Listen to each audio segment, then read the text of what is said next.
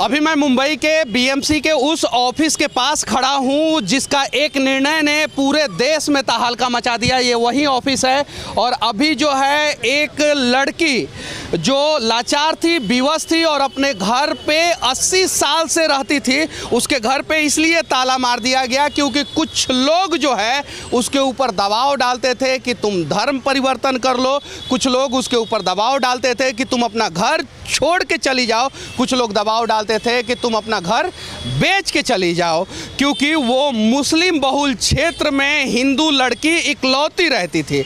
उसके बाद से ये बवाल और विवाद बढ़ा। लड़की ने एफआईआर किया थाने में, थाने के बाद से जो है थाने के पुलिस वालों ने उसका कोई मदद नहीं किया। बाद में जो है वहाँ के स्थानीय नेताओं ने भी कुछ मदद नहीं किया और बीएमसी वालों ने उनके घर पे ताला लगा दिया। ये चलते हैं उनके पास और जानने का प्रयास करेंगे कि आखिर ये माजरा क्या है और शुरू से अब तक की कहानी क्या है। कि अकेले के लिए हमारे जो लाखों वोट है उसको वो जाने नहीं देंगे, इसलिए आपको घर से बाहर निकाल के रहेंगे।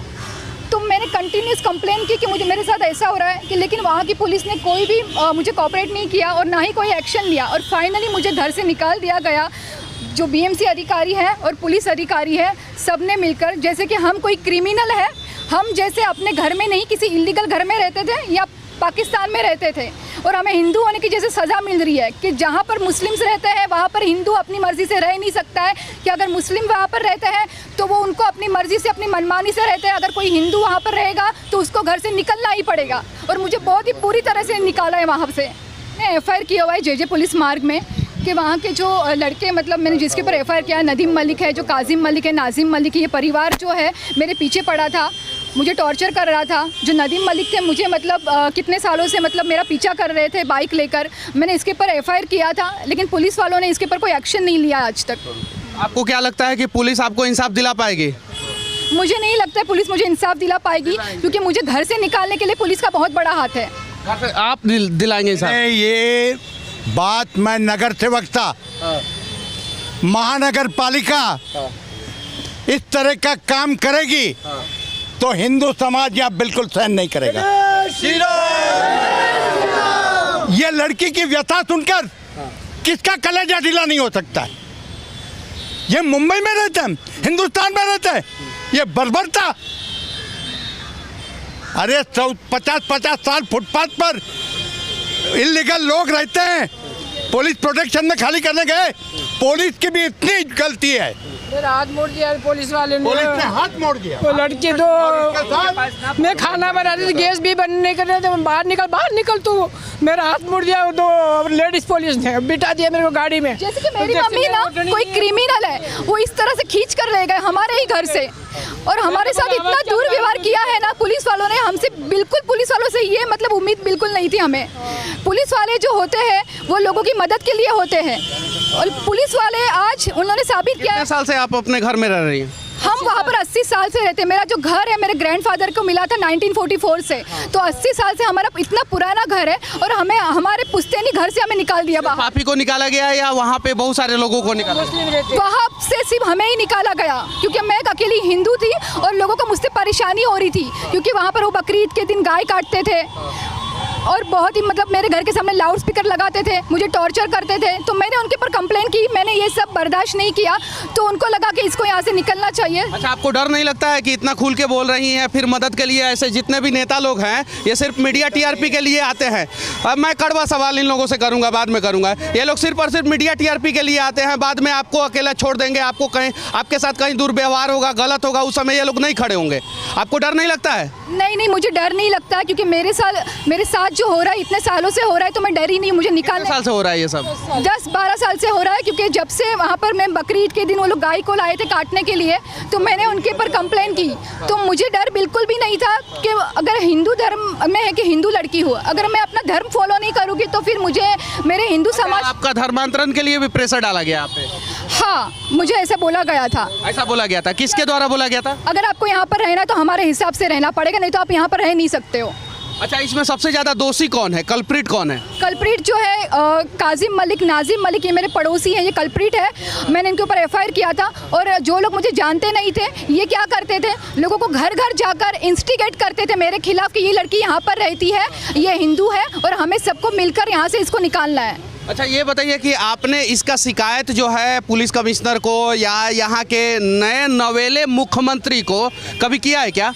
हाँ, मैंने किया था। मेरे पुलिस स्टेशन में मैंने पुलिस कमिश्नर को, मैंने 2 साल से मैं कंटिन्यूस कंप्लेन कर रही हूँ कि मुझे ऐसी धमकियाँ मिल रही है, लेकिन पुलिस ने आज तक उनके ऊपर कोई एक्शन नहीं लिया। अच्छा, बीएमसी के बड़े अधिकारियों से कंप्लेन किया था क्या? यस, मैंने बीएमसी के अधिकारियों से कंप्लेन किया था।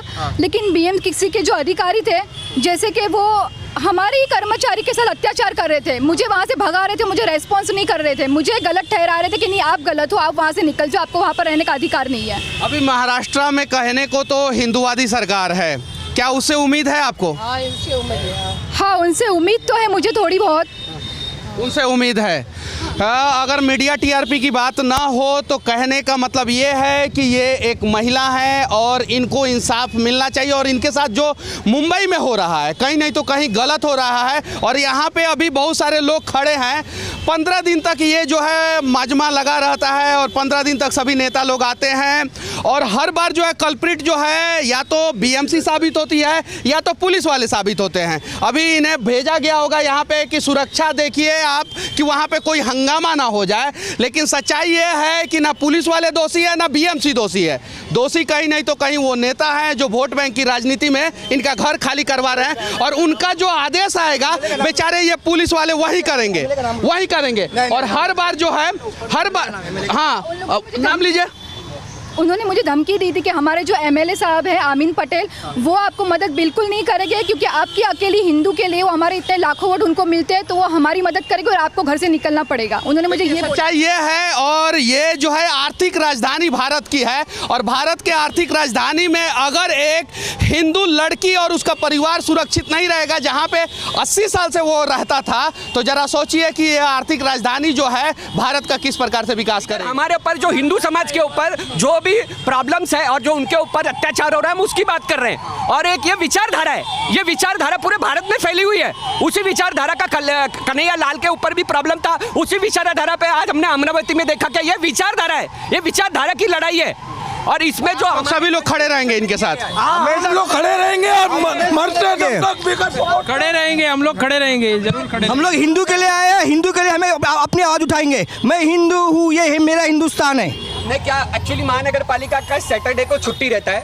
कल हम लोग आए थे, मगर वार्ड ऑफिसर और जो एओ है मालमत्ता के, वो दोनों की इनका फोन भी नहीं उठाया और दोनों जन वहाँ नहीं अवेलेबल थे, तो इसके वजह से हम बीएमसी के अधिकारियों से बात नहीं कर पाए। मगर हम उनको आज कैसे भी करके, जो उनका पुराना घर है 80 साल का, अगर आपने उसको लॉक किया है तो अच्छी बात है, मगर वो रोड पे रह रहे हैं इस समय, समझिए वो लोग रोड पे, लिटरली रोड पे रह रहे हैं। अब अगर आप उनको, मैं आपका घर दिखाऊंगा ना उस समय जहाँ वो लोग नीचे रह रहे हैं, जमीन पे रह रहे हैं वो लोग, उनका बैग देखिए यहाँ सामने पड़ा हुआ है, वो जाएंगे किधर? तो उसी घर के सामने अब हम लोगों को उनको वहाँ रुकना है। और जब तक हमें अन्याय ने, जब तक हमें उसका लॉ की तरफ से अगर कोई भी हमारी सफाई मिल रही है, हमको जजमेंट मिल रहा है, और जब तक हम लोग को न्याय नहीं मिल रहा है तब तक वो वहाँ रहने का उनकी इच्छा है और वो वैसा करने वाले। माता जी आप बता सकती है ऐसा आपका क्या है तो आप बोल दीजिए। अरे वो ऑफिसर का नंबर दो ना, सब लोग कॉल करेंगे उसको। आज बोर्ड उस पर जानबूझ के नहीं आया, उससे सब कुछ पता चल गया था।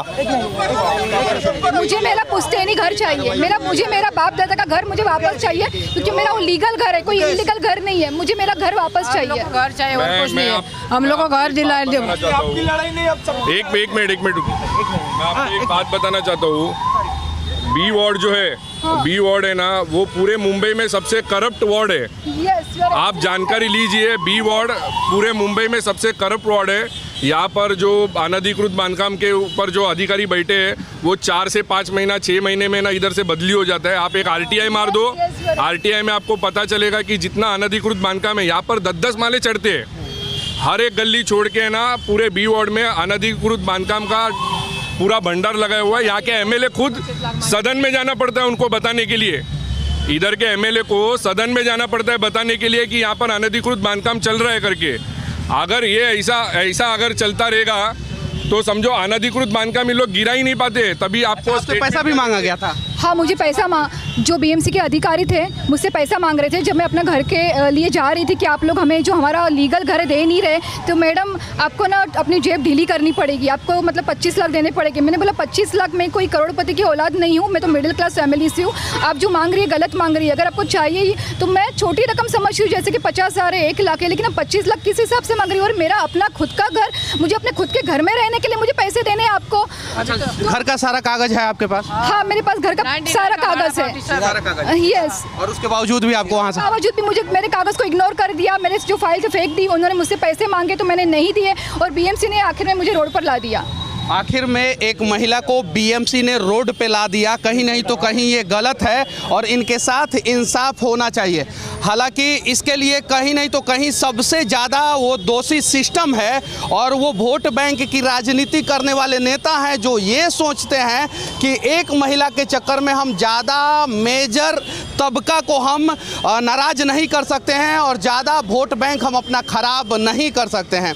तो इनका अगर सारा डॉक्यूमेंट्स सही है और ये लीगल तरीके से पिछले 80 साल से रह रही थी तो इनको इंसाफ मिलना चाहिए और इनको इनका घर वापस किसी भी हाल में मिलना चाहिए। जय हिंद।